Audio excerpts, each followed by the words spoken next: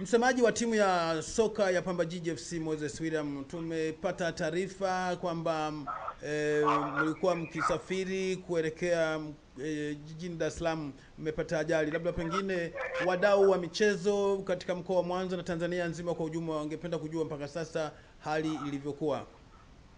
Ya, kimsingi tunamshukuru Mwenyezi Mungu. Ni kweli tulipata ajali tukiwa Bahi, jirani na mkoa wa Dodoma, tukielekea mkoani Morogoro kucheza mchezo wetu wa kombe la CRDB dhidi ya Kiruvia United, lakini kwa bahati mbaya lori semi ikatugonga nyuma kwenye gari yetu.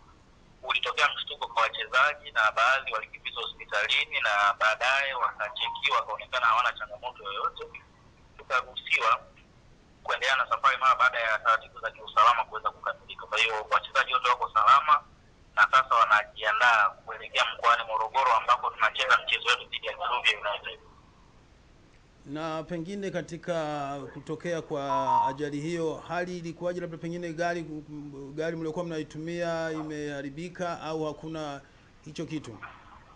Yeah, of course, tulikuwa tunatumia gari yetu ya timu kama kawaida, na huyu ambaye alitusababishia hiyo semi ilitugonga kwa nyuma kwenye gari yetu. Kwa hiyo gari yetu nyuma huku imeharibika na nini, kwa sababu ni taratibu za usalama zinaendelea, wamekamilisha, ndio baadaye wameruhusu maisha mengine yaendelee. Kwa hiyo kimsingi ni hivyo, tuko salama, maisha mengine yanaendelea.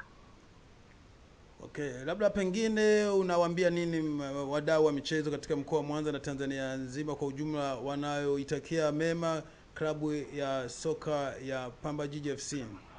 Ya, kimsingi mashabiki wajue tu kweli changamoto imetokea kama sehemu ya maisha na tumeipokea, lakini haijatuathiri kwa 100% kushindwa kuendelea na majukumu yetu ya kawaida ya kila siku. Kwa hiyo baada ya hapo tumelipokea na sisi tunaendelea na majukumu mengine kati ambavyo tumepewa nguvu nyingine na Mwenyezi Mungu. Na matarajio labda pengine kutokana na ajali hiyo haiwezi kuondoa katika mood ya mchezo kwa wachezaji pamoja na uongozi kwa ujumla? Mpaka hivi sasa ninapozungumza na wewe, kwenye hii ajali alikuja mstahiki meya wa jiji la Mwanza, wanasema Constantine.